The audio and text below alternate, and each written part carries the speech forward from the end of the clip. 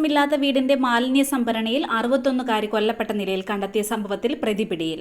പെരുമ്പാവൂർ കുറുപ്പുംപടി സ്വദേശിയായ ശാന്തയെ കൊലപ്പെടുത്തിയെന്ന കേസിലാണ് നേര്യമംഗലത്ത് വാടകയ്ക്ക് താമസിക്കുന്ന പാലേക്കാട്ടേൽ വീട്ടിൽ രാജേഷാണ് പിടിയിലായത്. കൊലയ്ക്ക് ശേഷം ഒളിവിൽ പോയ രാജേഷിനെ കൊച്ചി മറൈൻ ഡ്രൈവിൽ നിന്നാണ് പിടികൂടിയത്.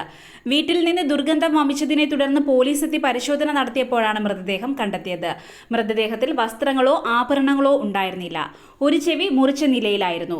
ഇവർ ധരിച്ചിരുന്ന 12 പവനോളം സ്വർണം നഷ്ടമായിട്ടുണ്ട്. വർക്കേരിയിൽ വെച്ച് കൊലപാതകം നടത്തിയ ശേഷം മൃതദേഹം മാൻഹോളിൽ ഒളിപ്പിക്കുകയായിരുന്നു എന്നാണ് നിഗമനം.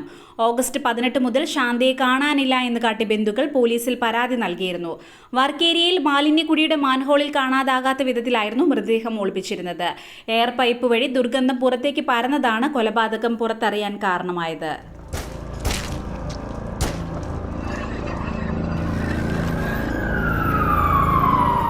ട്രെയിനിലെ AC കോച്ചിന്റെ ശുചിമുറിയിൽ 3 വയസ്സുകാരന്റെ മൃതദേഹം. ഖുഷിനഗർ എക്സ്പ്രസിലെ ശുചിമുറിയിൽ നിന്നാണ് 3 വയസ്സ് പ്രായമുള്ള ആൺകുഞ്ഞിന്റെ മൃതദേഹം ശുചീകരണ തൊഴിലാളികൾ കണ്ടെത്തിയത്.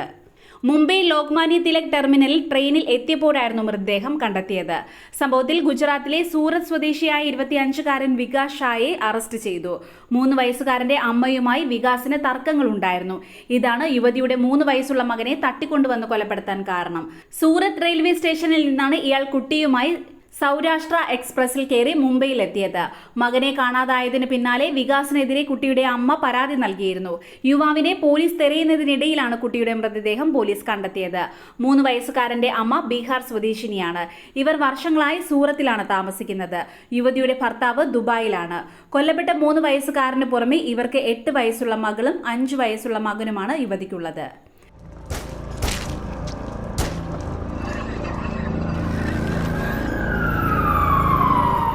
ഹരിപ്പാട് പ്രായപൂർത്തിയാകാത്ത പെൺകുട്ടിയെ പീഡിപ്പിച്ച് നഗ്ന വീഡിയോ പ്രചരിപ്പിച്ച ബിരുദ വിദ്യാർത്ഥി അറസ്റ്റിൽ. തൃക്കുന്നപ്പുഴയിലാണ് സംഭവം.